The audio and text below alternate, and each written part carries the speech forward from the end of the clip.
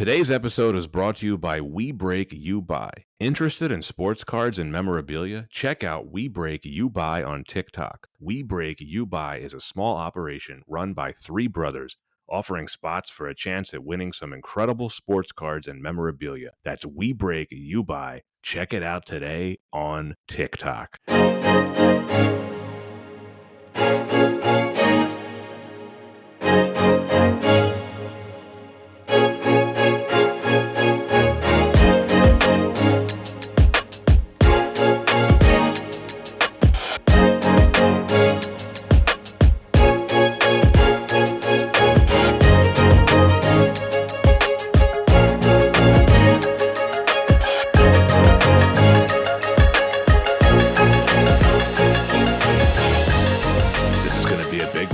This is Why Wasn't It Better? I'm your host, Patrick Darms. And I'm your co-host, Anton Paras. We have a first-time guest with us as we conclude our third season. Kai, please introduce yourself and welcome. Welcome. Hey guys, thank you guys so much for having me. My name is Kai. I'm a friend of Pat's, and I've been listening to this podcast for quite a long time. And I consider myself a lifelong Star Wars fan. Fantastic. I mean, super excited to have you. You've been listening to the pod. Do you have a favorite episode you want to share? Oh man, probably Matrix Reloaded. Okay. Oh, an early one. Yeah, Very. because I think I recently I rewatched it like when all the COVID stuff happened, and I think the last time I had watched it I was like a little kid, so like I was just like, oh wow, he's just flying around doing cool stuff, and I didn't really like pick up on like how bad the writing was, and then I think after rewatching it I was like, damn, this movie makes no sense but the action is good. And then I think listening to that podcast you guys kind of vocalized everything that was like that sat wrong with me about the movie. Nice. I'm glad that we're changing lives, Pat. It sounds like we're changing lives. I will accept that. One life changed on the board. Yeah. If I can change someone's opinion about The Matrix Reloaded in a negative way, I feel like I've done my job. Well, so excited to have you today, Kai. Yeah, glad to be here. Thank you so much. Yeah, it really is a pleasure, Kai. I sort of had to talk you into it. I asked you like a while back, like, would you ever be interested in appearing on the podcast? And you were like, I don't know. And I was like, what about Star Wars: Revenge of the Sith? And you were like, oh yes. Oh yeah. As the listeners know by now, we've concluded the first two seasons with Star Wars prequels films, and this is no exception. This is our season finale. There will absolutely be a recap episode, and we'll give a preview of what is to come on the next season. So actually, Anton, speaking of that, I had a listener question. They're like, well, how can it be a season finale if you have a season recap episode? And I thought about how to answer that. And I guess it's like this is the last full-length episode of the season, which is why we call it the finale. Well, we can always call it out. It's a bad question. I don't know who asked it, so I don't want to offend anyone. But I thought it was a good question. Yeah, no. No, you're right. I'm just joshing. The cool thing with that is I think seasons will always have like special episodes. So you kind of count it outside, like seasons of shows will have special episodes outside of continuity. So I'd say those recap episodes are out of our continuity and themes, right? Yeah, I think that's a good way to put it. Yeah, they're usually the ones we've done so far have been about 30 minutes, so they're hardly full episodes, but we count them either way. But yeah, this is of course the season 3 finale. It's Star Wars Episode 3, Revenge of the Sith. I don't think we really need to do any admin, Anton. We can do that maybe next time when we release the recap episode, because I think this is going to be a lengthy episode. I think this is going to be lengthy. To get in. Yeah. Well, I want to give our guests one. Definitely give our guests the platform. Kai, this is something we always do for every guest. If there's anything that you'd like to shout out or plug, the floor is yours right now. I don't really have anything to plug, but I just want to say I'm really happy to be here and talk shit about this movie with you guys. All right, there we go. Excellent. All right, then, without further ado, we can get into this. It has been 3 years since the Clone Wars began. Jedi Master Obi-Wan Kenobi and Jedi Knight Anakin Skywalker rescue Supreme Chancellor Palpatine from General Grievous, the commander of the droid armies, but Grievous escapes in the process. Suspicions are raised within the Jedi Council concerning Chancellor Palpatine, with whom Anakin has formed a bond. Asked to spy on the Chancellor and full of bitterness towards the Jedi, Anakin embraces the dark side. Star Wars Episode 3 Revenge of the Sith was released on May 19th, 2005 by Lucasfilm and 20th Century Fox. It was written and directed by George Lucas. It stars Hayden Christensen, Ewan McGregor, Natalie Portman, Ian McDiarmid, Samuel L. Jackson, and Frank Oz. The budget was $113 million. That is $175 million adjusted for inflation. And the box office was $868 million. That is $1.34 billion adjusted for inflation. Kai, what about Revenge of the Sith made you come on a podcast to discuss? Well, I want to start this off by saying I overall I like the movie, and I think like most people it's my favorite prequel. I think my biggest issue with it is just I think how things don't really make sense. But I remember like as a little kid when I watched it for the first time, I'm like, wow, this has the most amazing graphics. This is awesome. But in general, I wanted to come on here to discuss the discrepancies in the writing and like the storytelling. If George Lucas is involved, you can bet there's storytelling controversies. Kai, how old were you when you saw this? Did you see it in the theater? I did. This came out in 2005, so I would have been 12 or 13, something like that. Okay. So you were by that point you were into Star Wars. You had seen the other two. Yeah. So you were like ready for this. I was so stoked. I had like those $12 like telescoping lightsaber toys that you could like have play fights with and stuff like that. And I had a bunch of like Lego Star Wars growing up. So you had the right tools to enjoy the film with. I did. My friends and I reenacted the lava thing quite a bit. Oh, we'll get to the lava fight. Don't worry. So we got a big fan on our hands. Yes. Yeah. Well, there's no way we were going to have a non-Star Wars fan on here because you know the old saying, Anton. Nobody hates Star Wars like a Star Wars fan. Yes, that's true. That's what they have. That's what George Lucas has tattooed on his back. It's like poetry and rhymes. But as far as why we chose Revenge of the Sith, it shouldn't really need an explanation, right? The third and final installment in the Star Wars prequel trilogy, it was the culmination of everything that Star Wars fans had been waiting for and suffering to see, the on-screen portrayal of Anakin Skywalker's fall to the dark side. Anakin becoming Darth Vader. This is what we had all been waiting for, right? And we had endured two pretty, let's be honest here, mediocre at best films to get here. How excited were you for this particular prequel? Edge of my seat.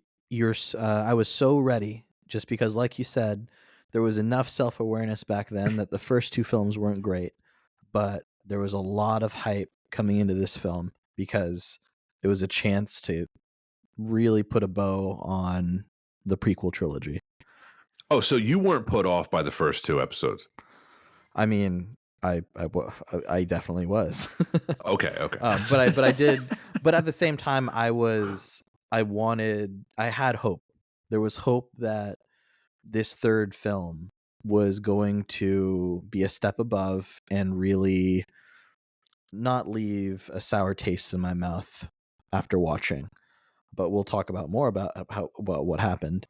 But very excited. Very stoked. Just like any other like Star Wars release, of course there's a ton of hype, but especially for this, it's like you got one shot to tie this to tie this neatly into the true trilogy. So a lot of pressure to get it right.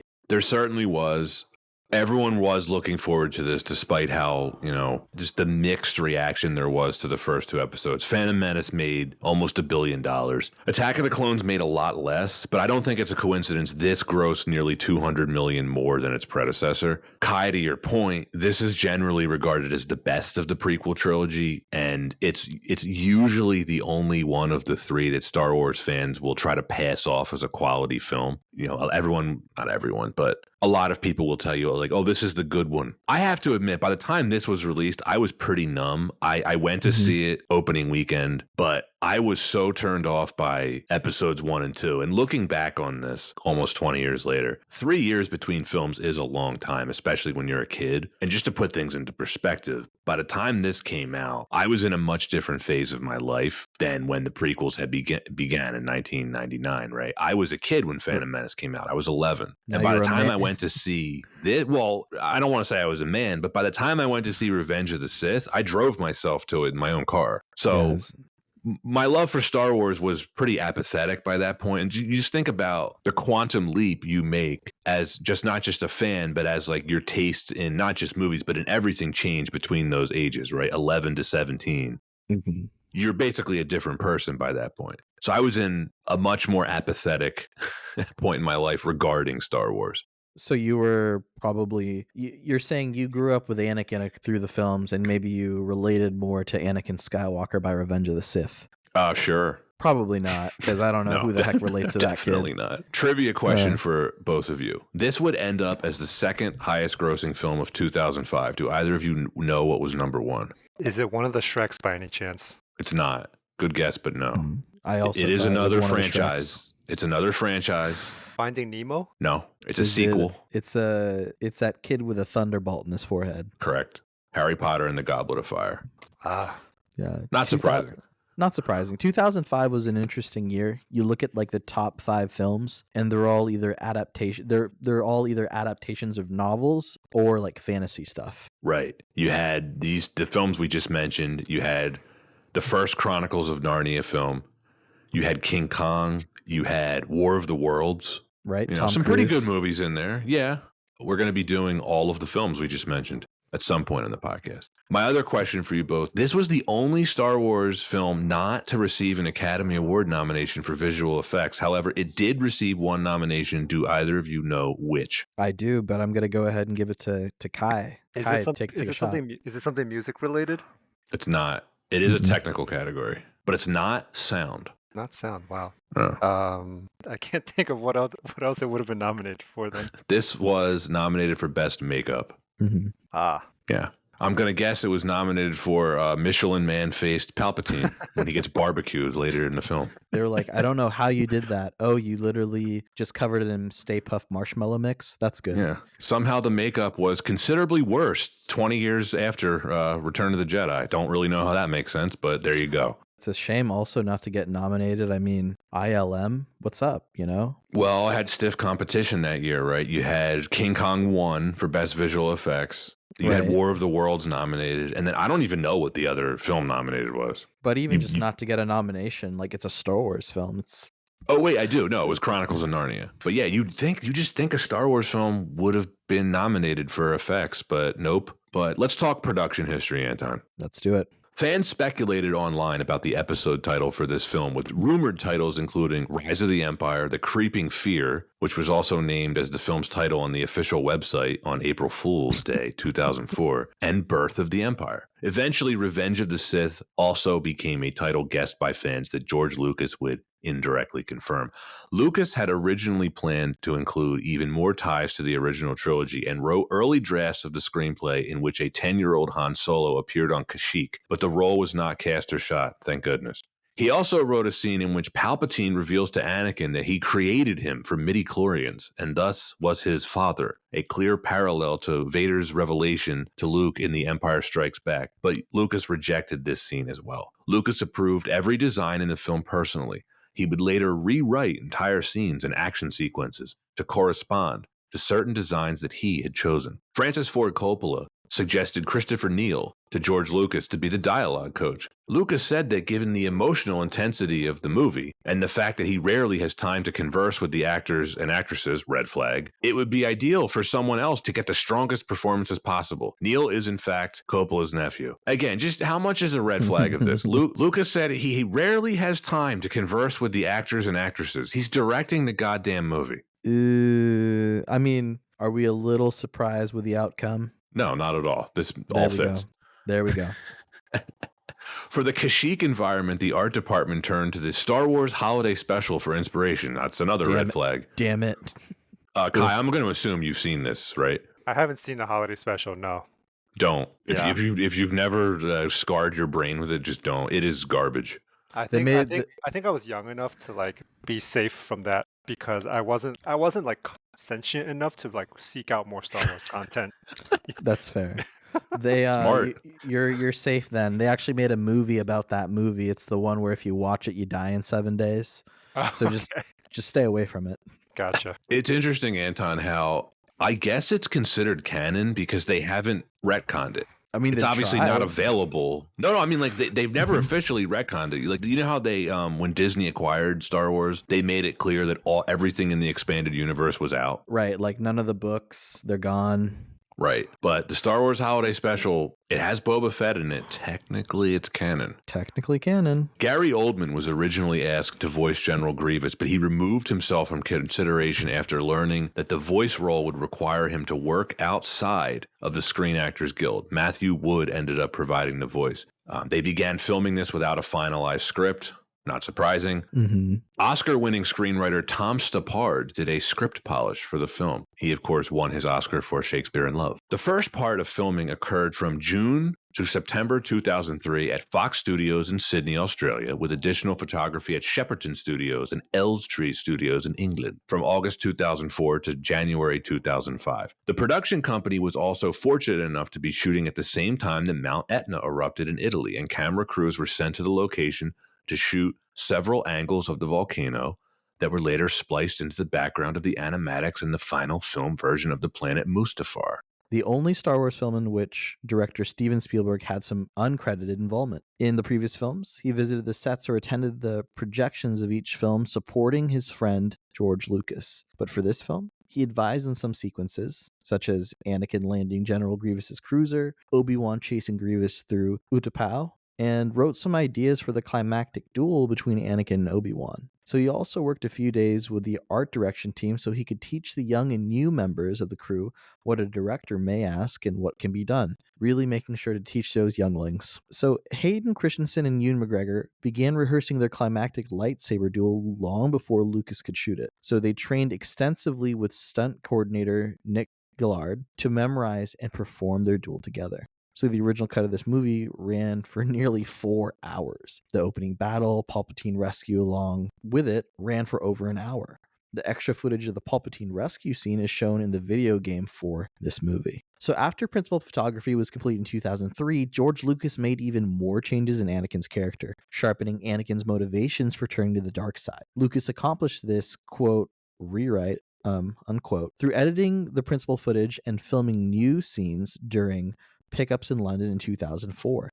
In the previous versions, Anakin had a myriad of reasons for turning to the dark side, one of which was his sincere belief that the Jedi were plotting to take over the Republic. Although this is still intact in the finished movie, by revising and refilming many scenes, Lucas emphasized Anakin's desire to save Padme from death. Thus, in the version that made it to theaters, Anakin falls to the dark side primarily to save Padme.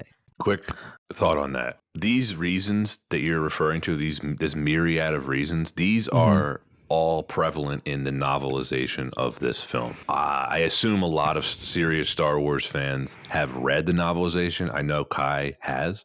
Yep. I reread it to prepare for this episode, and yeah, so what you're basically saying, Anton, which is true, is that there were more complex, nuanced reasons for your main character choosing to do the most pivotal thing in his life and in this saga, and Lucas chose to dumb them down and take them out of the final film. Wait, Pat, you're saying that there was a version of this that would have made sense? Yeah, it's in the novelization. Jeez. The book does make a lot more sense. It really does. Well, listeners. And that, by the way, that the rescue of Palpatine that you're talking about, Anton, that's like an hour in the original cut. So the novelization is like 350 pages. The rescue of Palpatine, basically what is the Battle of Coruscant, that's like the first 130 pages of the novel. So it's a huge chunk of the story. Right. And it's about, I think, what is it here, like 20 minutes in this film? Just about.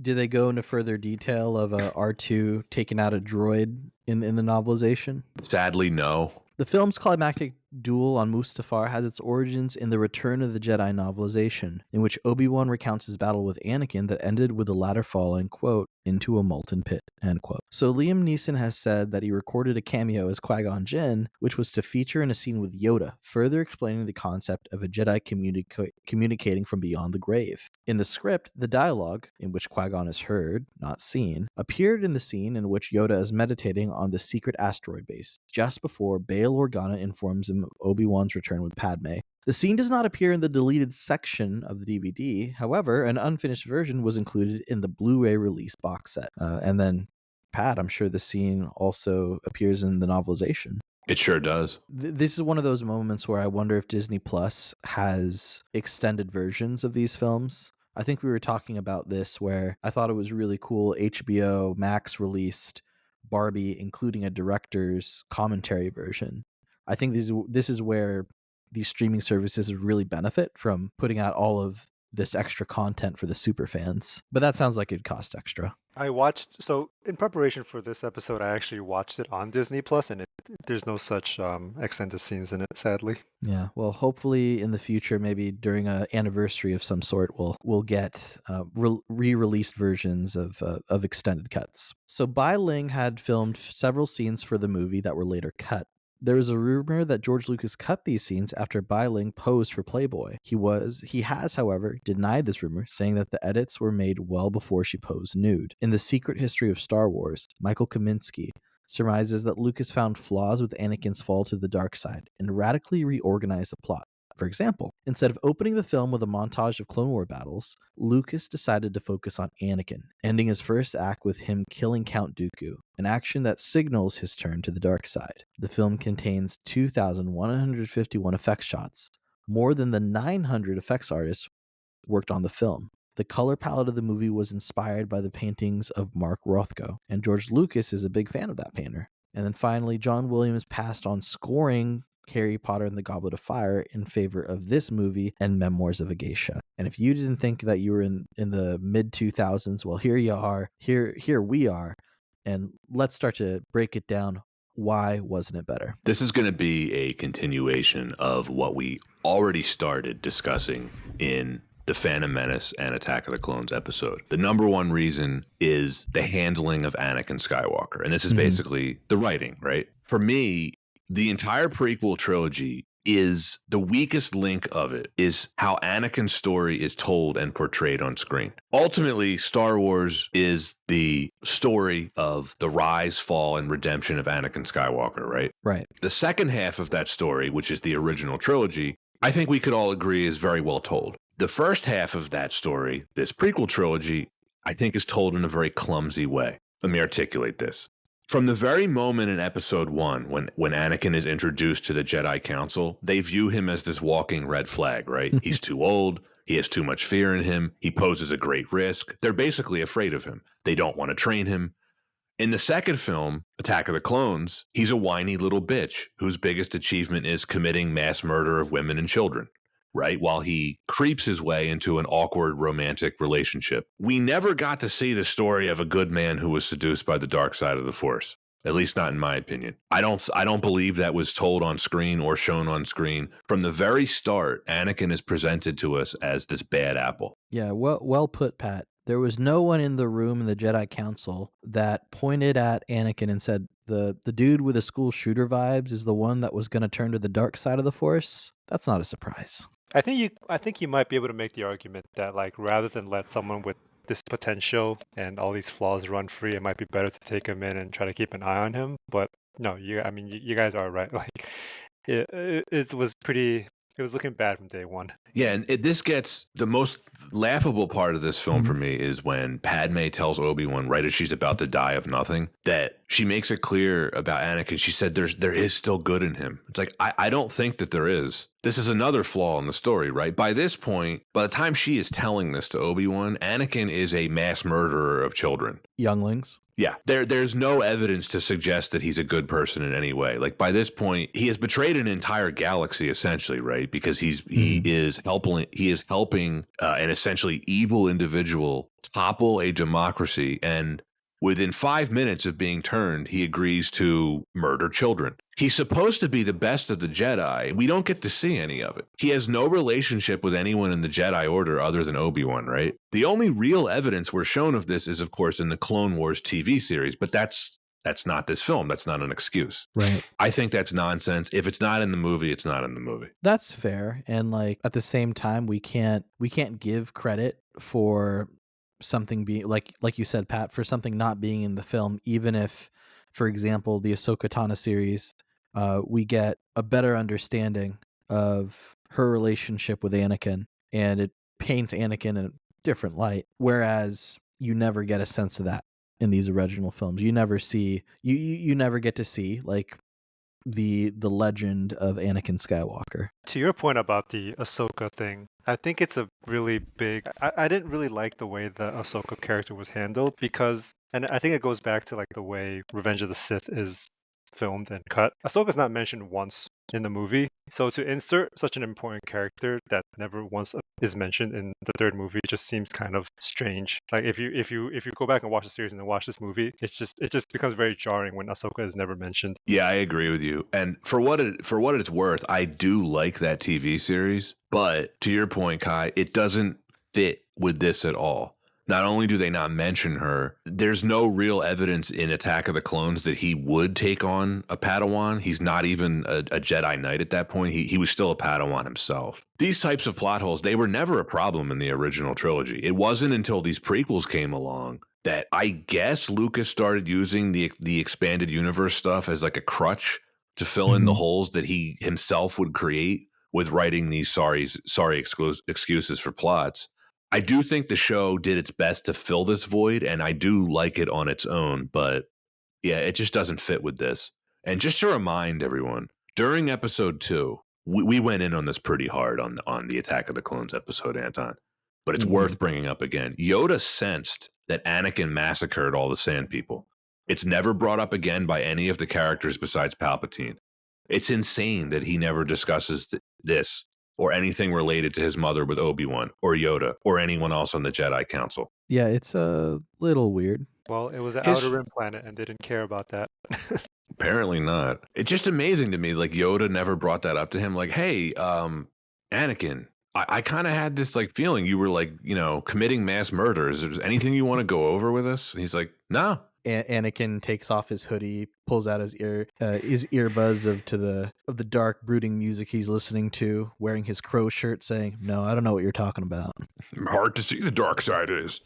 Yeah, his fall to the dark side, right? All the boxes get checked, but it does feel rushed. We stated it in the production history, right? The original screenplay and the novelization, there are far more complex, nuanced reasons for Anakin turning to the dark side, more than just to save Padme. They do hint at this in the final film, but they don't truly flesh it out. Now, basically, he turns to the dark side because a Sith Lord, admittedly one that he trusts, makes a vague comment to him about being able to save people from death. Oh, I wanted to make a quick comment about Palpatine making the comments to Anakin. From my point of view as like a logical human being, if I'm having bad dreams about someone dying and then it happens and then someone else happens to know that dream also, I would suspect that person of some tomfoolery of some kind. But Anakin immediately is just like, no, that makes sense. I'm gonna just go with what he's saying. Yeah, you would think too, if you're looking at it logically, you would want to ask some deeper questions like, like what do you know about that process? Like what goes into it? How long does it take? Are there any risks? He's just like, cool, it sounds good. Let's put all of my eggs in this basket. Or even how did you know about my dreams? He knew about the Sand People. He's like, remember what you told me about your mother? This is something I don't know if it's answered at, but I couldn't figure this out rewatching the film. So how secret is his marriage to Padme? I was thinking the same thing during the scene where he excuses himself from Senator Organa and then he runs off to go make out with Padme in front of like 1,000 people. I was thinking to myself, I was like, I feel like it's got to be a pretty open secret by this point. And I feel like that's somewhat expanded upon in the cartoon, but again, that's not part of the movie. Right. Yeah. Yeah, it felt like film pandering. It's like, all right, show them the romance, like throwing the plot out the window of this is supposed to be forbidden, hidden romance. Right. Something else that was never mentioned in the original trilogy that a Jedi can't love was never mentioned in the Phantom Menace either. They just made that up for Attack of the Clones. And of course, they're also living together in a penthouse in like one of the ritziest buildings in Coruscant. Like, how does no one know they're not married? Unanswerable. Or it's the worst kept secret. Maybe Anakin put on some mustache and like glasses when he went to the building. I can only imagine like in the council, like they're handling it in the news, like their version of National Enquirer. Jedi sneaks into senator's penthouse on a nightly basis. Yoda's like, very very strange this is. They couldn't sense anything. Anakin would have to defend himself in court. He's gonna have to beat the baby daddy allegations. Do either of you remember when Obi-Wan goes to visit Padme, right? Does he say that he knows they're married, or does she tell him? I can't remember. No, it's in the novelization, but not the actual movie. In the movie, he's just like, is Anakin the father? And then she doesn't answer, and he's like, I'm so sorry. Oh, that's right. Okay, yeah. Okay. But that scene is much better described in the novel because Yes. he talks about how he's known that what it was all along, and how it made Anakin happy, so it made him happy, and it was just much more heartfelt and believable. But that makes even less sense, because if he knew about it all along, wouldn't he know that would be a vulnerability? Whatever. Ugh, It's this more plot. believable than what we got. True. Fair. Natalie Portman has basically nothing to do in this film except die of nothing. Just like in the previous film, they're not quite as bad as Attack of the Clones, but the romance scenes between the two of them are, I would say, unwatchable. I just pretty much skipped through them. They don't have any chemistry. The dialogue is just as stilted as the last film. It's because I'm so in love with you. It's because. Yeah. So you're saying you're blinded by love? Or I don't like the part, or I do like the part, but I don't like it when she tries to talk him into using his influence with Palpatine. She's like, you can tell him to negotiate with the Separatists and end this war, and he's like, you're sounding just like the Jedi. In a different era, he might have been like, you sound like a communist. Free sounds a lot like communism to me. So he's the chosen one, right? Right. They've all agreed. Well, they sort of do.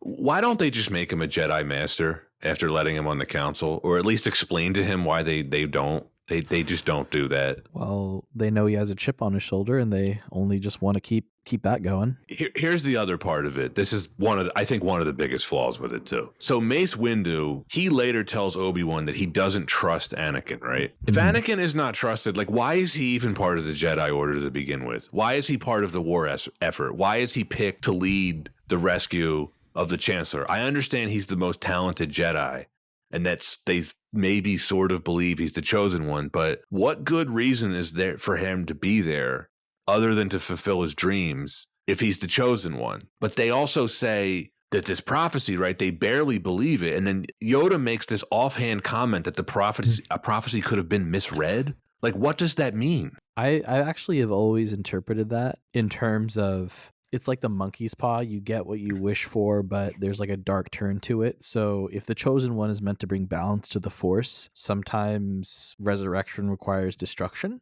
in some philosophical ideas. So maybe it was that he destroyed it, and then Luke brought the balance back to the Force. Maybe the balance they're talking about is the number of light side and dark side users. So all the Jedi had to go for it to be balanced. Again, that all makes speculation. Sense. Yeah. Right. It would have been nice if they had even hinted at any of this in the film. But that actually does make sense, what you're saying. And I was curious about this. I don't want to get too far into the prophecy thing, but it does raise a question. So when Anakin is discovered during the events of episode 1, right? He's this little kid, a slave on Tatooine. And they're like, well, if he's the chosen one, he's going to bring balance to the Force. But at that point, they thought that the Sith were extinct, right? So what would he have been bringing balance to? At that point, I guess if there's zero dark side users, then you know what happens to the light side users. Right. And then, man, it's a bad look for a Qui-Gon, right? He's like, no, he'll bring balance to the Force. Everyone's like, yeah.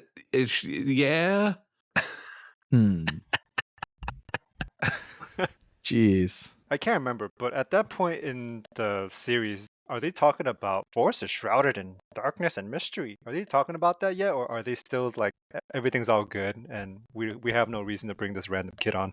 I'm not sure. I think at that point the Jedi were very overconfident, like there's no, and they were certainly in Sith. decline. Right.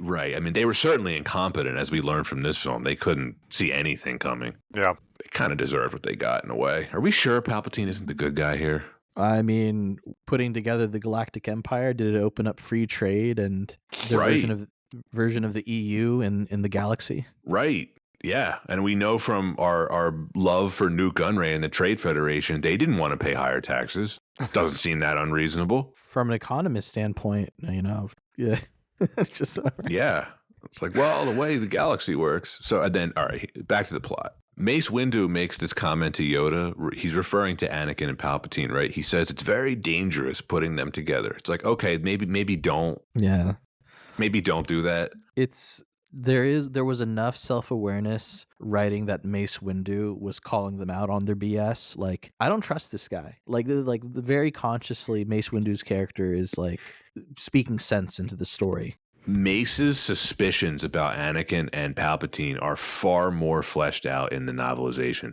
Like, Kai, if you remember, Mace makes it clear to Obi-Wan that they suspect the Sith Lord is at least in Palpatine's inner circle, and that's why they're trying to get Anakin to spy on him. They're very suspicious of his influence over Anakin. Jedi aren't supposed to have these personal connections. Again, none of this is explained in the film, and it would have helped the story if they had, because him making these statements about it's dangerous if we put them together, I don't trust him. This all makes more sense when you know the context behind it. Yeah, it would have been far more helpful to replace that line with like a line from the novel, just like how you mentioned. Anakin's turn is he just comes across as just a dunce who gets taken advantage of by Sidious, right? He should have had more reasons to turn. It's just way too abrupt, and like the way it's portrayed in the movie just doesn't make sense. Like, even as a little kid watching it, I'm just like 1 minute he's like an okay guy, and then randomly he just starts killing kids and cut this dude's arm off. It just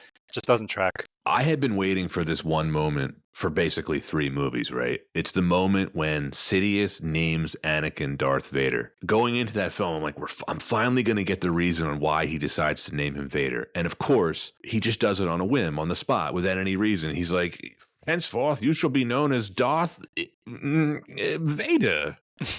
Please, I just wanted to know that, and they don't do that. Did you want like maybe just a chalkboard with a bunch of names crossed out? It would have been nice if we had gotten some kind of context, like, in the Sith lore, this is how we take our names. This is what your name's going to be because of fill in the blank here. No, he just, Darth Vader. That sounds good. To be fair, we don't get an explanation for Sidious or Tyrannus or Maul either. No, we don't. That was their moment. They could have done it.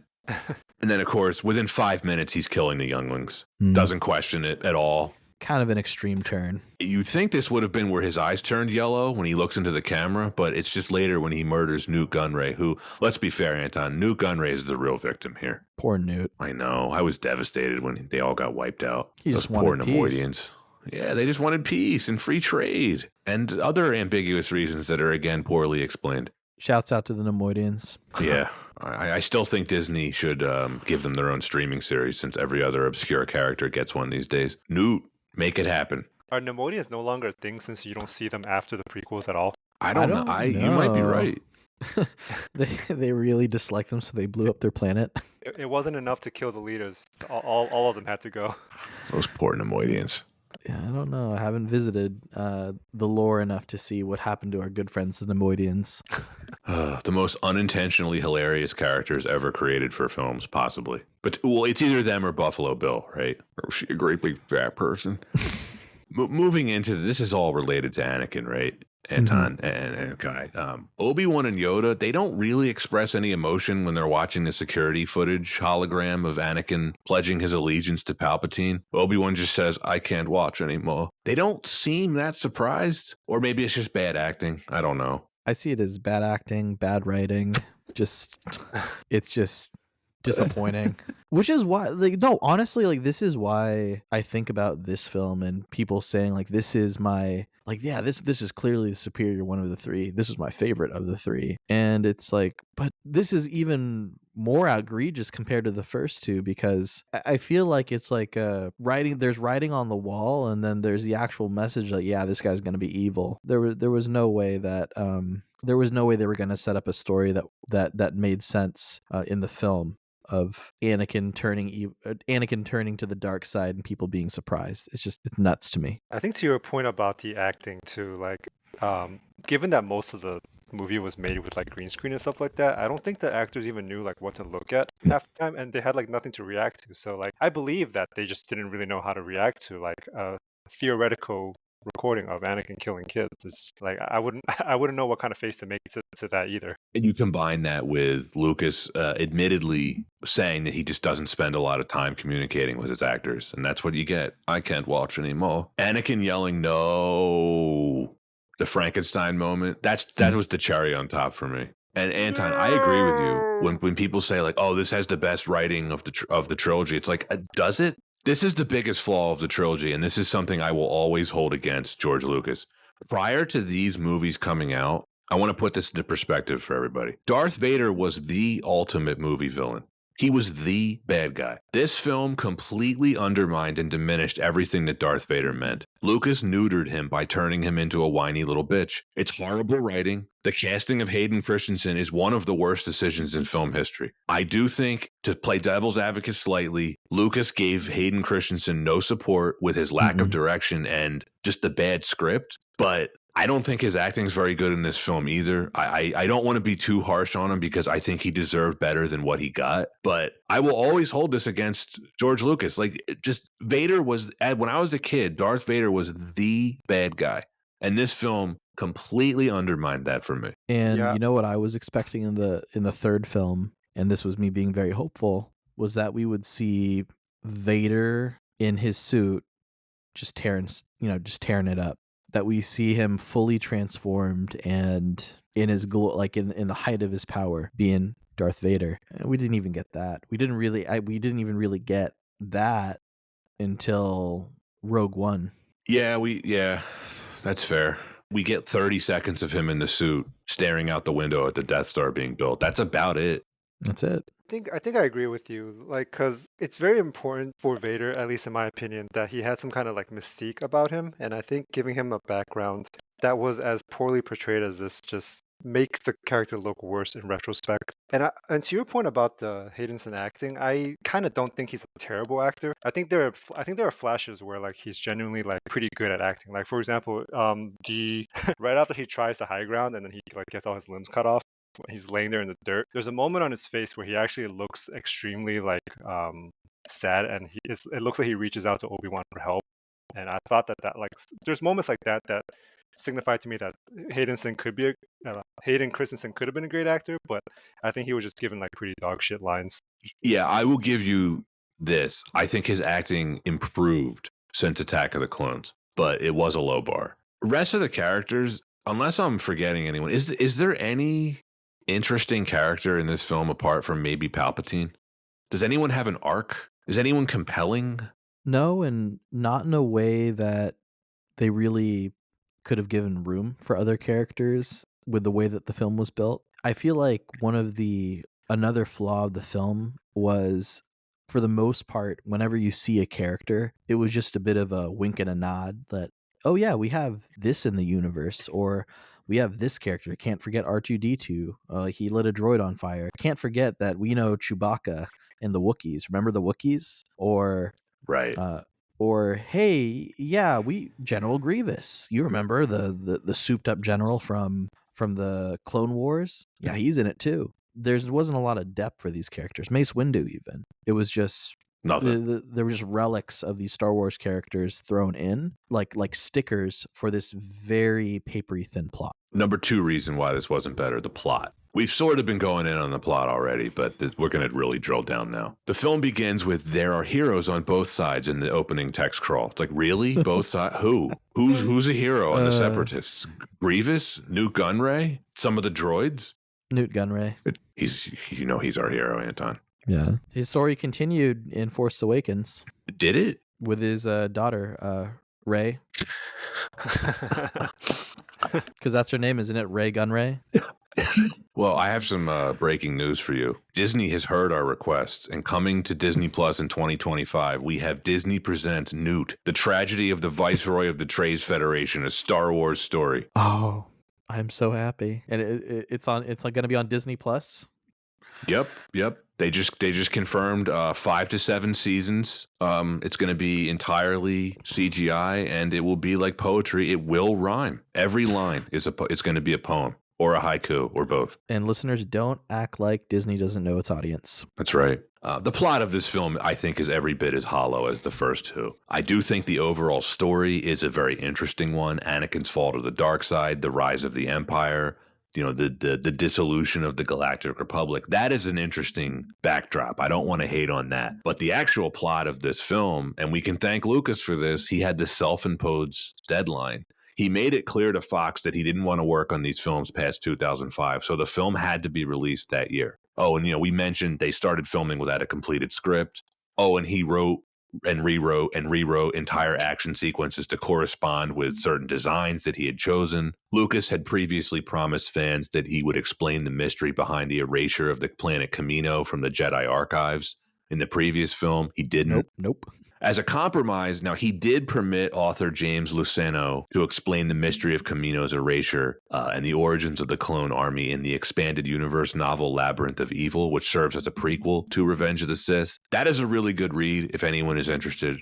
Kai, have you read that one? I have not, unfortunately. I would recommend checking it out. It basically it takes place between episodes 2 and 3. It's pretty good. All right, we'll do. You mentioned Grievous, Anton, and how they were like, well, did everyone remember Grievous? Well, a lot of people who saw this film didn't because nobody knew who Grievous was. I didn't know who Grievous was. I hadn't seen the Clone Wars animated series, or I guess it was a mini series. But the film begins assuming the audience is familiar with Grievous. All the people that I saw this with in the theater were not familiar with him. The coughing, wheezing, slightly funny-looking robot dude who just shows up. It was very hard to take him seriously. A lot of people I saw this with started laughing. Yeah, and that's just poor. That's just poor execution. I mean, we're not criticizing the idea of introducing a new character, because actually I thought it was really great to want to throw in someone new into the lore, which is why I was really excited in the original Clone Wars miniseries to introduce a character like General Grievous, because for the most part, when you think about what can defeat a Jedi, it's like a Sith. But General Grievous was someone that was introduced that was taking out, an inexperienced Jedi left and right, a bit of a machine. But what we get in the film was just this very awkward introduction to someone that seems like they're more well fit as a as a villain that fights against the GI Joes. So kind of a missed opportunity, I think. But at the same time, I can see why the studio would have wanted a character like Grievous put into the film, is because, hey, he literally looks like an action figure. He sure does. I agree with you, by the way. For what it's worth, Grievous is a great villain in the Clone Wars TV series. Both of them. The mini series and the long form, 3D series. Animated versions of Grievous, I think, do him proper justice, right? Really intelligent battlefield commander, mass murdering wrecking machine. But this film, he doesn't have a ton to do. Dooku, right? He's the central antagonist of the previous film. He's disposed of in less than 15 minutes into this film. He has 4 lines. Complete waste of a great actor and a great character. And I understand they had to get rid of him to set things up for Anakin's fall to the dark side. But this is why, Anton, I had just wished that Attack of the Clones was episode 1, and I wish this film's events took place over 2 films. There's so much that they try to fit into this film. How is Obi-Wan not paralyzed by what Dooku did to him? It's the Force. He had like a metal walkway dropped on him. Took no damage. He just gets knocked out. And later he wakes up in the elevator shaft. He's like, oh, how did things go with Dooku? Pity. Again, much more in the novelization here. Dooku has a lot more in the intro of the novel. There's a conversation between him and Palpatine. A lot more goes into Dooku's motivations and how it's clear that he finds out he gets duped by Palpatine. We don't get any of that here. Again, he has 4 lines. And it looked like a CGI Christopher Lee, because they had Christopher Lee doing stuff that even his stunt double wasn't capable of doing. And just some really awkward CG. When he flips off that balcony, when he comes into the room, it's like, oof, that looks rough. We talked about it a bit in the Attack of the Clones episode, but it's interesting to see actors of a higher caliber in a film like this. I mean, do you think Dooku was his best? Do you think he was proud of his performance as Dooku in the film? In this film? Yeah. He had 4 lines. I don't think he could have done any better. Exactly. It's just a bummer. It's a waste. It really is. He is a very interesting character, and if you read about him in the expanded universe, there is so much more that Lucas could have done with him. Also, a quick side note: if you're Dooku and you just got your hands cut off because you got betrayed by your master, wouldn't you even just to spite him, be like, Anakin, before you kill me, Darth Sidious is right there. He looked like he was in shock. The poor guy. He just says nothing, and then he gets his head lopped off. It just, it was a bad way to go. He has some lines after that in the novelization. Again, could have just put that in the film, but they didn't. We're keepers of the peace, not soldiers. This is a line that Mace Windu says to Palpatine in the previous film. He's talking about, himself and the rest of the Jedi, right? And yet they are the ones leading the war effort. Yeah, liars. Yeah, that's something. This is, again, the Clone Wars TV series makes this a lot clearer. But they're the ones planning the strategy. They're commanding the clone troopers in battle. This is my question, which I don't think is answered. Maybe either of you can shed some light on this. What role does Palpatine actually play in the war effort? Because it seems like he's helping to plan some of it, but not all of it. Someone has to get kidnapped from time to time. That's fair. From what I remember in the EU, I think he keeps basically consolidating powers so that he can approve basically war funding faster, so that they can buy more soldiers to send them out. I think that's the short and sweet of what he actually contributes to the war on the Republic side. Also makes more sense. Yeah, it's a bummer, because if this film were to be treated with a bit more nuance to be able to actually show those deep layers, wouldn't that have been an amazing film to show the unraveling of the Jedi Council in a way that makes sense? For sure. I really do think that this film, it just should have been 2 films. They just, everything in this feels rushed and compressed, and they're glossing over what really could have been interesting content. You know what this is? This is like a Cliff Notes of a story. This film of the 3, I think, absolutely had the most potential of them, and it does the least with the material. And it's so funny when we think about other films that we've talked about, on the podcast, where we say, too much time, was a detriment for some directors. A bit more time, maybe even a whole separate film. There was a lot of content here to cover. I think that as I get older, I still like the film, but I recognize that it's better as it's better consumed as movie clips rather than just sitting through the whole 2.5 hours or however long it is. Because there's really good moments in it that are beautifully shot, really really good music and all that. But then there's just so much slog to get through in between. I'll agree with you on that, Kai. There's some, the color palette thing we mentioned in the production. You can see where Lucas was trying to do that here, right? Yeah. Here's something that our previous guest Taylor brought up. Both the film and the novelization mentioned several times how the clone army is only 1.2 million strong. Think about this. They have 1.2 million soldiers to fight a war across an entire galaxy with hundreds of planets. I wonder if there was a typo in the script. It should have been billion. Here's some historical references. Napoleon's Grand Army was about 2 million strong. Germany invaded the Soviet Union in World War II with 3.5 million men and couldn't win. That's one country. Well, a big country, but one country. I was about to go into it. Well, actually, there's a few reasons why 3.5 million men couldn't, invade the Soviet Union successfully. Weather conditions, lack of resources. Once winter hit, they weren't prepared for it, and I decided to incorporate that into the trilogy. But we won't go down that route in this film. Just a million soldiers seems like not a lot. I don't know why they just didn't draft people. You have a whole galaxy of citizens that could fight, but no, they just rely on these clones, and they couldn't figure out how the clones got created in the first place. But they're like, why not? I don't know how a galaxy doesn't have an army to begin with. And it's not it's not an excuse, but there has been continuation, right, in the extended universe about what is going on more so during the Clone War, the Clone Army during its transition to the Galactic Empire, but it does not make any sense in this film. I think the most at all. I think the most damning thing is that in the previous movie, they all see a guy next to Dooku, who is the basis of the Clone Army, and they don't think there's anything wrong with that. It kind of boggles my mind.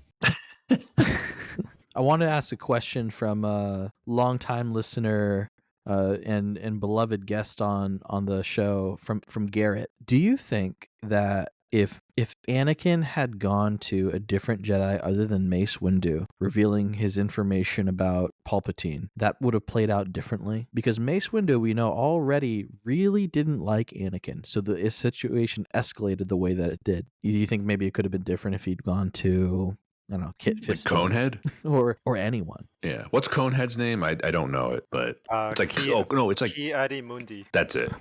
Yeah. Oh, thank you, Kai.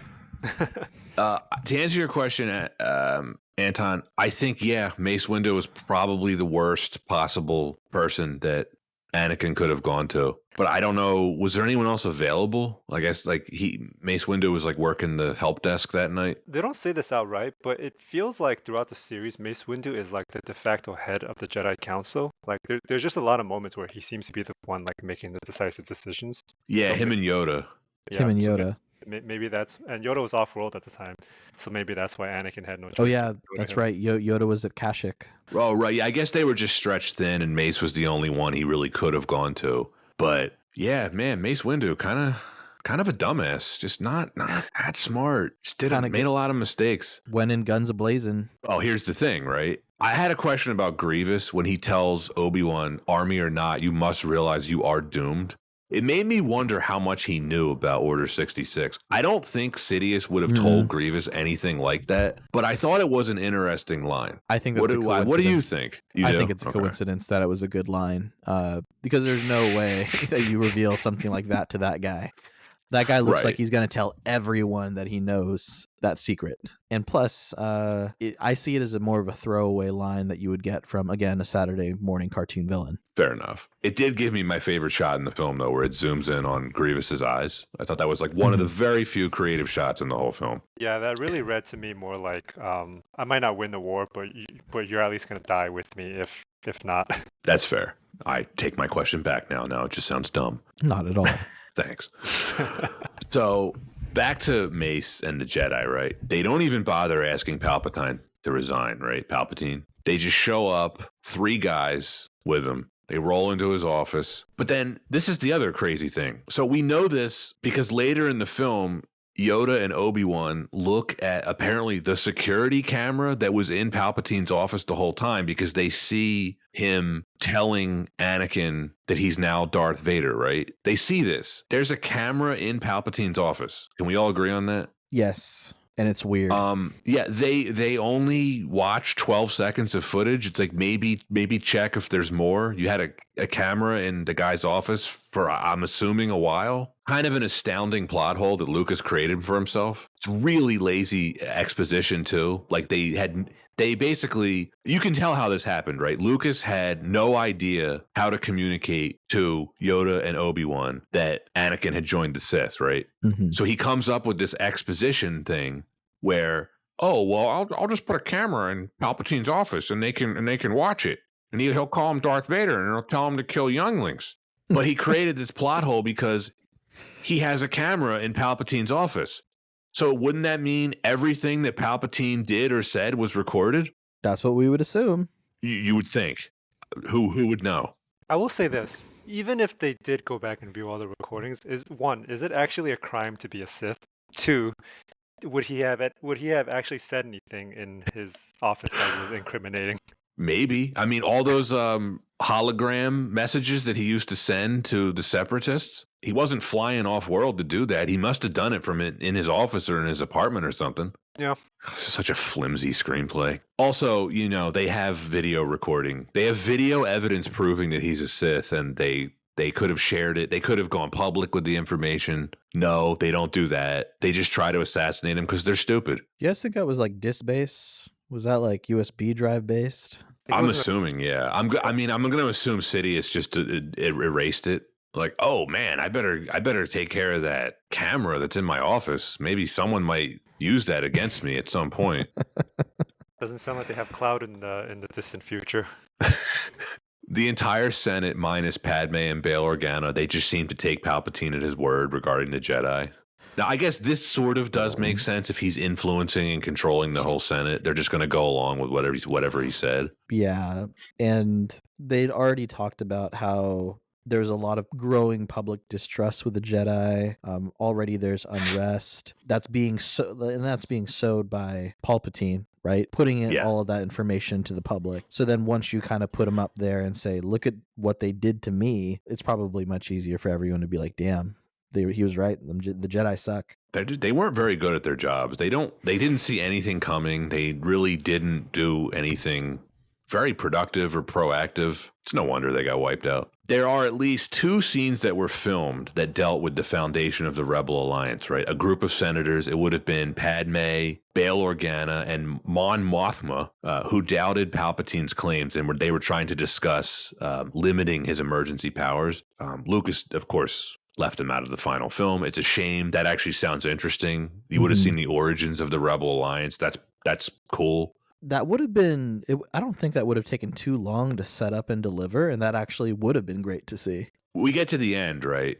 The end of this film. I think it was a mistake on Lucas's part to try to tie up every loose end. He made this point to try to visually connect everything to A New Hope, showing, not telling. It's very amateurish visual connections. For example, like Padme did not need to die in childbirth. There's no need for that. It also contradicts Leia's comments in Return of the Jedi about remembering her mother. I guess you could argue she was talking about Bail Organa's wife, maybe. Maybe. Who knows? Luke and Leia immediately go to their adoptive parents on Alderaan and Tatooine, respectively. C-3PO and R2-D2, them getting placed on the blockade runner is one of the most hand-fisted storytelling decisions of this whole trilogy. It's like, so they just stay on there for the next 19 years? It's nuts to think, like, and I think this is one of the biggest plot holes. They've talked about this on Red Letter Media too. It's these guys have been there, and they're just the biggest plot holes across the films, right? Well, they try to address it by wiping out 3PO's memory. But couldn't R2-D2 have just told everyone, "Hey, Anakin is Darth Vader"? Right. R2 knew everything. They didn't wipe his memory, did they? They didn't. Like, they did not. Yeah. It doesn't seem like, and this is the thing. It's like that he's. Man, we're going. I mean, I'm really being harsh on Lucas, but it's like what he's doing here. It's really undermining the original trilogy for me at this point. And the best way to do this is just completely. I just separate these films from the original trilogy, right? Like I don't hold this horrific storytelling against the original trilogy because those films are classics. I love them still. Right. It was more so trying to, like you said, it was trying to tie it in when it didn't fit quite as seamlessly as it should. Doesn't fit in at all. And on that note, I have my notes here. Why did Lucas write it so that Anakin created C-3PO to begin with? It was clearly just fan service. There wasn't really a storytelling point. But then if you think about it, why are the droids in this trilogy at all?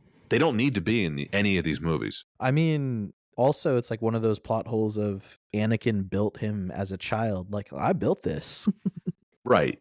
And then in Empire Strikes Back, does Vader ever see 3PO? Or was he blown to pieces at that point? I know Chewbacca finds him on like a trash heap later.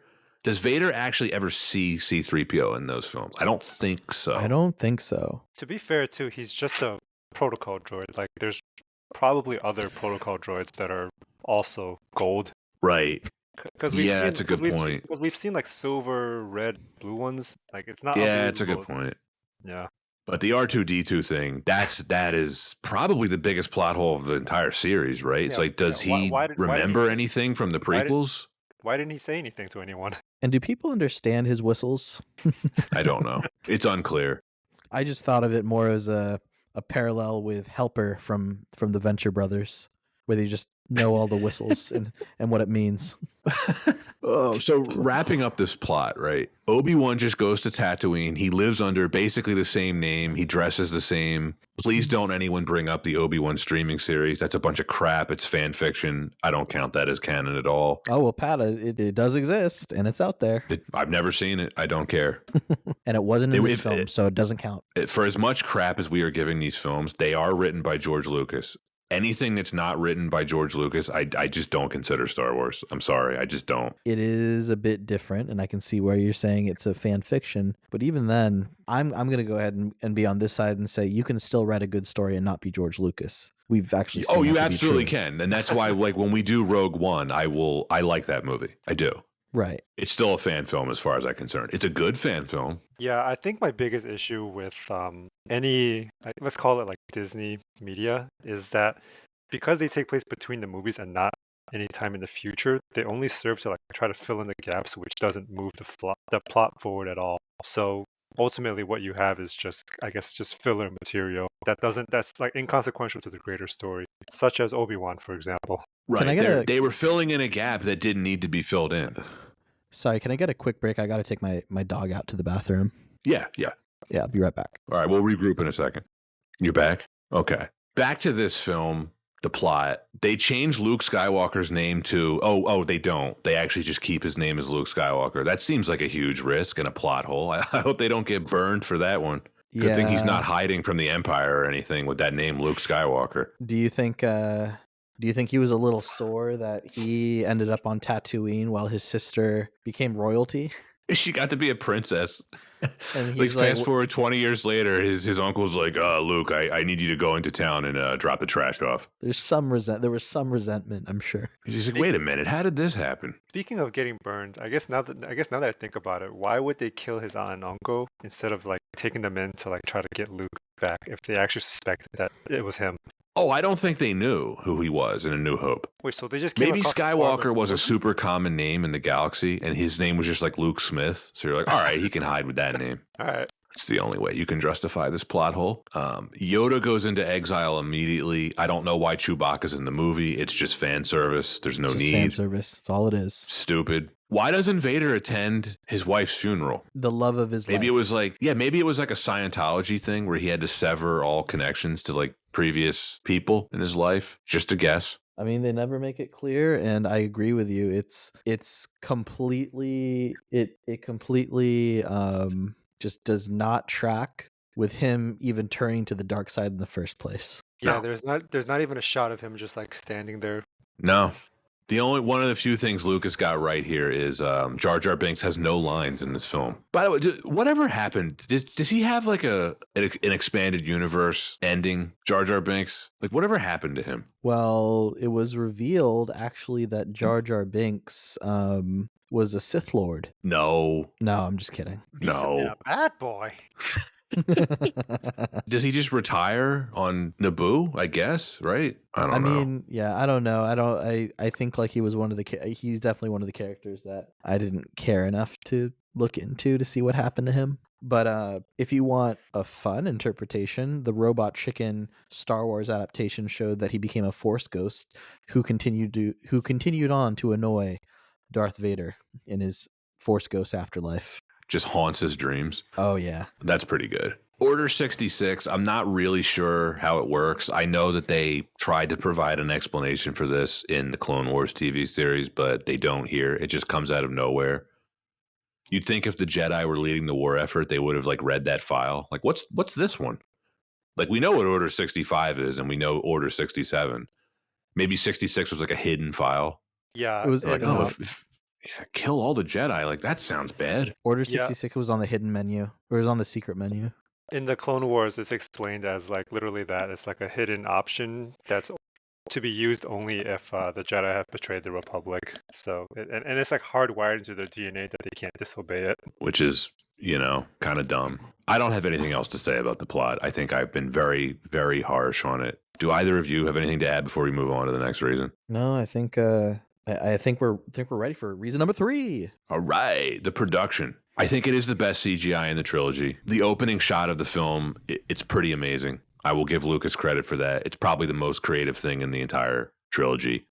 I'm talking about the CGI, the battle above Coruscant. The battle has some real depth and scope to it. Watching this in 4K for the rewatch, it's pretty good to look at. I have to give it a lot of credit. Yeah, I'd say the opening scene is probably one of the best for sure. I'd say there's definitely other parts of the movie where like the CGI looks almost like a video game cutscene. It's just not really that believable. Yeah. But that might be because it's a product of its time. I think it's two things. I think, one, you're right. It is a product of its time. And two, this is something Anton and I have talked about on the other 2 prequel episodes, is there's just so much of it. When you're using this much CGI, basically there's CGI in what I would say almost every shot contains it, just like with the previous 2 films. Yep. It's just not all going to age the same way. There's just no way. And Yeah, they've gotten better since then. They have. I think they've gotten better with just how they use it too, right? Like there was a concerted effort on Force Awakens and Rogue One to use more practical effects, and I think it looked better. They learned their lesson with this. Just like with the other 2 prequels, though, the seriousness of Anakin executing Count Dooku, it's cross-cut with cornball slapstick comedy. R2-D2, like him squirting the oil on the battle droids. It's Ugh. Lucas learned nothing from the previous two films. Like you don't have to do that. But he really wanted to. He does. I would say in general, the first three movies just kind of suffer from like weird tonal shifts throughout the movies. Like the original trilogy is like a pretty serious affair, all the way through, and then it's like Lucas decided for the first one, he's like, I gotta make these like kid friendly somehow, even though there's gonna be like soldiers dying and like dismemberment, but there's got to be like some kind of kids comedy in there somewhere. Right. We need to have a scene where R2 kills some battle droids after they're talking to him in these goofy tones, and then but we're gonna cross cut that with Anakin cutting off Dooku's hands and then decapitating him. Would you have preferred if R2 had curb stomped one of the droids? What happened to R2's jet thrusters in the original trilogy? Did they took that off? Just ran out of gas. Yeah, he never got it. Oh, because he didn't remember that he had them. That's it. This is my big problem with my biggest problem with the production. Right, when Mace Windu and the other three Jedi confront Palpatine, this should have been one of the standouts of the entire series. Right. I think it looks like absolute crap. It's executed poorly. The three Jedi just stand there like paper targets. Palpatine just runs right through them. You can tell Ian McDiarmid had never held a sword in his life. The choreography looks like a low-budget film, and that's pretty much what happened. Lucas originally intended to use stunt doubles, but then at the last minute, he changed his mind. McDiarmid and Sam Jackson, they had to learn the whole fight within days of filming, and it needed to be toned down due to McDiarmid being in his 60s. Neither actor knew anything about sword fighting, and it really shows. So McDiarmid's face ended up being superimposed over that of a stunt double in some shots, and that's why I just don't think it looks good. Yeah, it just makes him look not believable as like the ultimate Sith Lord too, because he's very clearly struggling like the entire fight against Mace Windu, which a Sith of that caliber should not. No, that's another thing that people have really speculated online. Did he let Mace Windu beat him, or did Mace Windu actually best him in the fight? There's speculation that like when they got to the window and then he saw Anakin coming, he let the lightning hit himself so that I guess Anakin would feel bad for him and save him. Pretty bad plan overall though. Yeah, it's like I'm just gonna barbecue my own face. Maybe it'll work out. And then look, the lightsaber duel, right? The famous one, Obi-Wan versus Anakin. A lot of people like it. I don't. I think I'm in the minority on this. I think it's needlessly complex. I think it's too long. It's almost 10 minutes long. It has ludicrous levels of escalation. They're going from one green screen set to another. I think this is probably a hot take on my part. It is my least favorite lightsaber fight in the entire series. I mean, what's your favorite? Believe it or not, it's from The Phantom Menace. Duel of the Fates? Duel of the Fates? I think it's the best choreographed and most interesting fight in the series. There was minimal CGI used. It's not just Maul with the dual bladed lightsaber, right? It's the fact that there's three people in a lightsaber fight. I think it was choreographed really well. I think it's well filmed, and it has stages to it, right? When Maul separates them, he runs Qui-Gon through, and then my favorite part of that fight is it's very brief, but it's very intense when Obi-Wan is fighting Maul one-on-one. That's my favorite fight of the whole series. It's a great choice. It's a good one for sure. Kai, do you have? But I would put this one. I would put this behind Return of the Jedi, behind Empire Strikes Back. I don't even think it has the emotional gravity of A New Hope, even though that was pretty quaint compared to this. This just goes on too long. There's no need for this to be this long. I think mine is probably going to be the three-way duel in Attack of the Clones between Obi-Wan, Dooku, and Anakin, followed by Yoda. I think that's probably the coolest 15 minutes in the whole series, probably. It's a good one. Yeah, funny enough, that's also mine. I always liked it because you got to see a flawed Anakin who wasn't able to overtake Count Dooku. So you see the error in his ways, and then you have Yoda coming into the rescue. So I always thought it was just like Kai said, one of the more exciting scenes in the film. And then I mean, also like you said it the most politely, Pat. I feel like while the gravity of the lightsaber duel between Vader and Kenobi in the first one was pretty huge. They didn't have they didn't really work out the choreography as they had with future films. Yeah, it was just quaint. They had, low budget. They didn't have a lot to do. Alec Guinness was, pretty old at that point too. But back to this film, this should be the best lightsaber fight. And a lot of people like it the best, but I don't. I think there's way too much CGI. Kai, you mentioned how some scenes the CGI looks like video game stuff. This for me, this is the biggest offender of that. Yeah, for sure. I mean, emotionally though, there are a lot of people that really love the relationship of Kenobi and Anakin as almost like brother and brother, almost father and son, and that's I get it. And so this actually had a lot of weight for a lot of people, and that's how they were trying to drive that emotion in the scene somewhat, but at the same time, like that it's the scene itself should have a lot of weight. And I know you didn't want me to, or you didn't want you didn't want folks to talk about the Kenobi series on Disney Plus, but they touch on that, and I really think that it is a very pivotal moment in the series to have these two duel. And so I think like it is a very clear reason why this is a favorite for a lot of fans. I get it. It's just not. It's subjective. It's just not mine. I don't care for it. This is a film, a different film, but one that we've actually covered on the podcast, Anton. I compare this fight to something like Brad Pitt versus Eric Bana and Troy, which came out the previous year.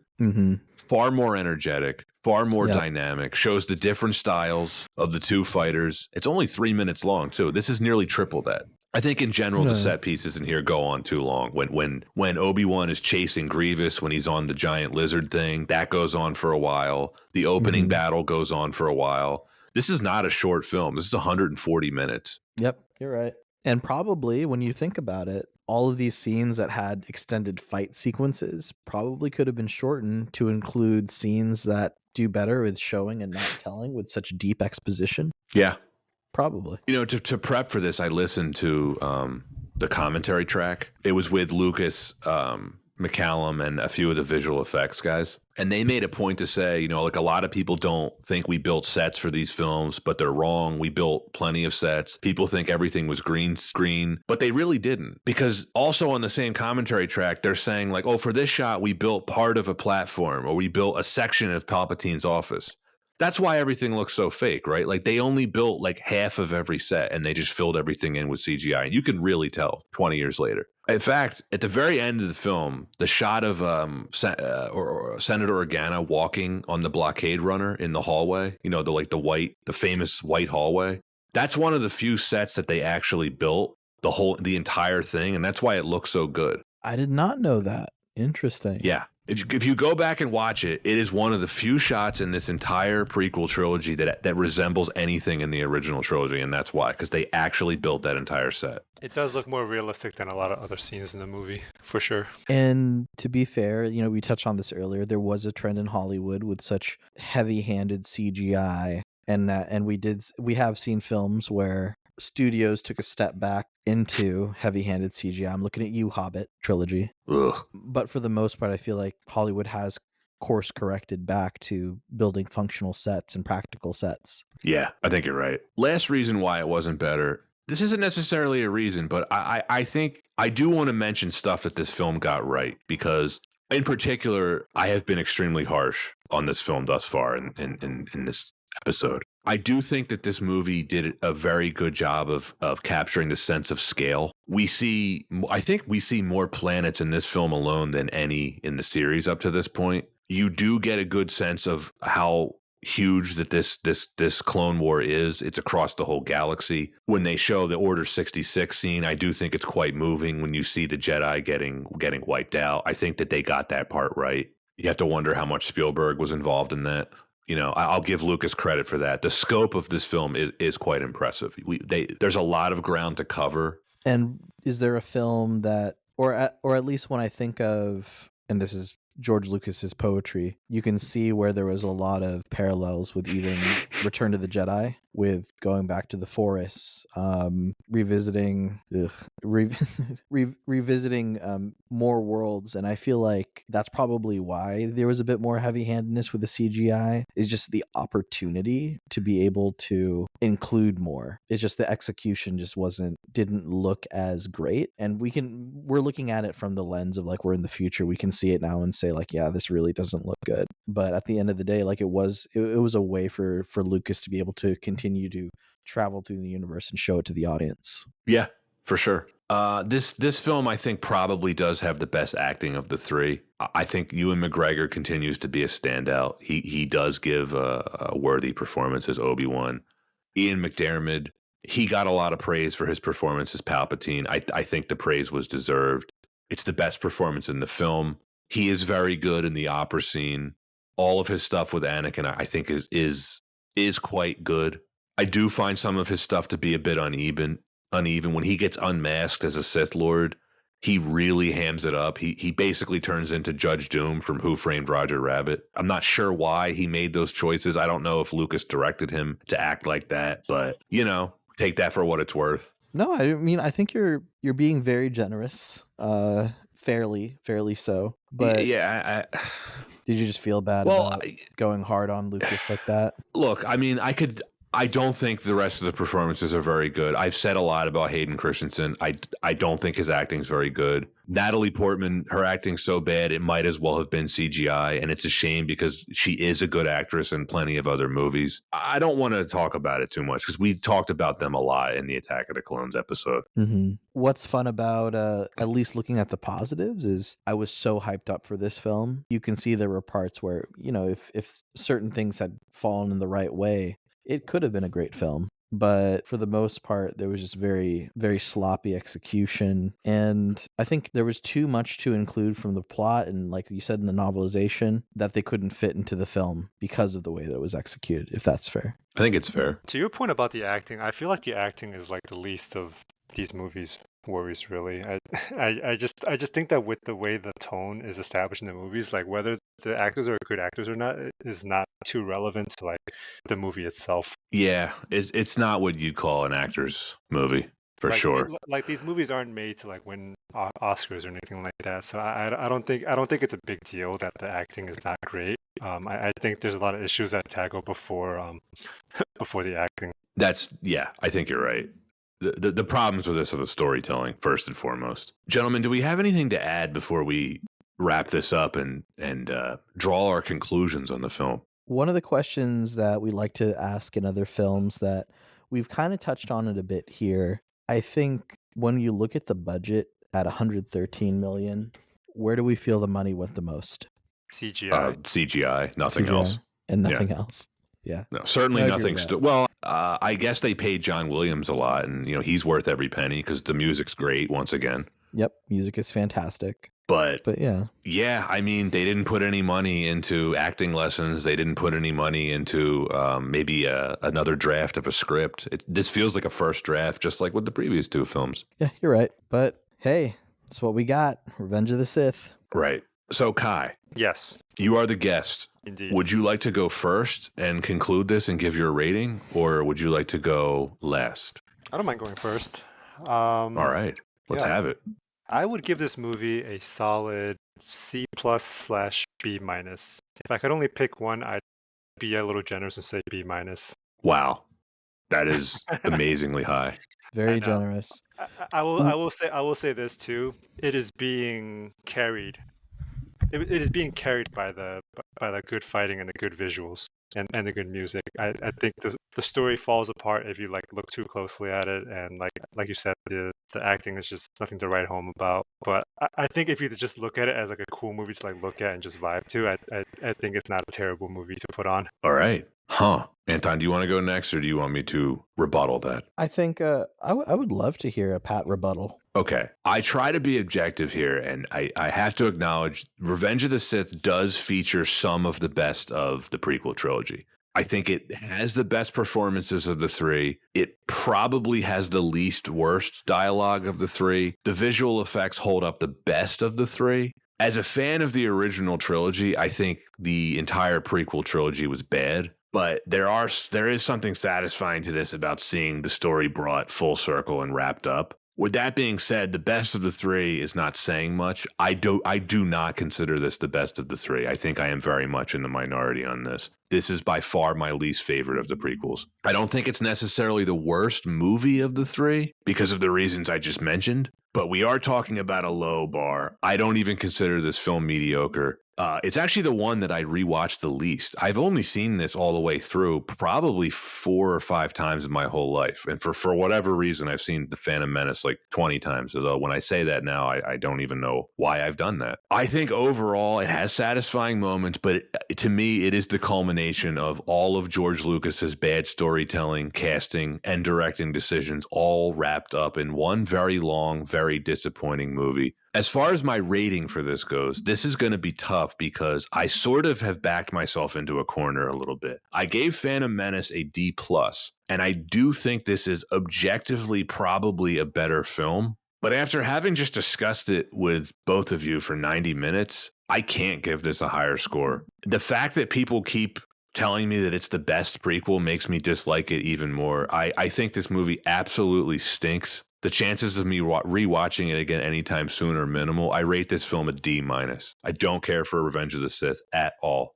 By the time this film came out, I was just over it. And maybe, that's my own personal biases working against me in some way, but the damage had been done. The potential for the prequel trilogy was so promising. There was so much potential for all three of these films, and storytelling-wise, it delivered on so very little.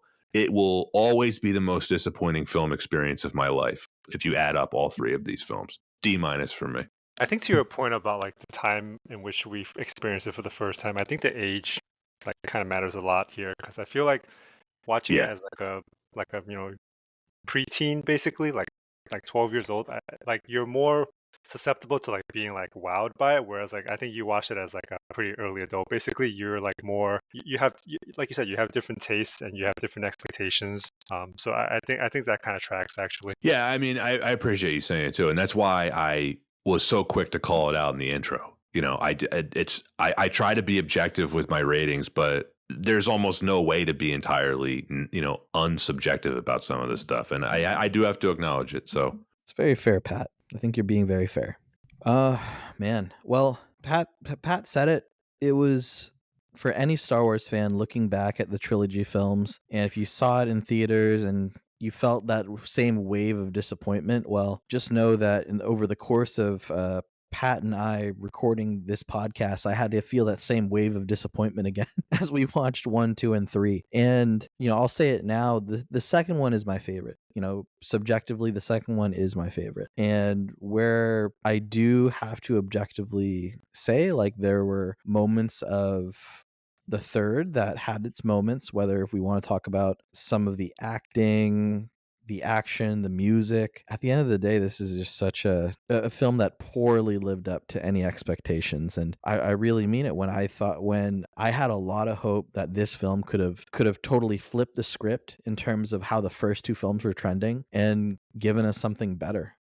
Because this was the film that led up to a New Hope. And so while it didn't meet those expectations, and we've already talked about the poor storytelling in this film, the poor use of CGI, I guess the only thing I have to say is that while objectively it is, I do think objectively better than the first two films, I'm gonna throw in an interesting score here. I'm gonna put it at a D. And now I put Attack of the Clones also at a D. But if we were going to like kind of numerically look at it, it's a difference of like a D of a 57 out of 100 versus a 58 out of 100 for this film. So they're very close. But I do like Attack of the Clones a bit better. Well said, Anton. Yeah, one thing I want to add before we wrap this up, because I almost forgot to mention this. These prequel films, they're disappointing to just about everyone, right? Even those who like them acknowledge that they were disappointing in some way. I don't know why Disney just doesn't remake them. I don't know what they're waiting for.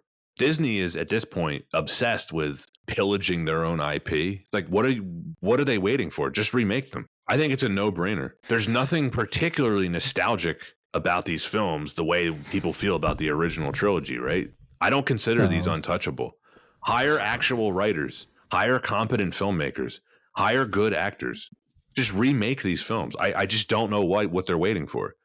All I gotta say is I do think eventually it'll happen. But for right now, as we continue to see, I mean, Disney just released that news release that instead of coming out with a new idea or a continuation of their current Star Wars story, they're putting out another Mandalorian and Grogu, Mandalorian and Grogu attraction, but this time instead of the series, it's going to be a film. So maybe that gives a little bit of a hint on what Disney's priorities are right now. Star Wars Episode 3, Revenge of the Sith, done. Anton, we are done with the prequel trilogy. Boom. Yeah.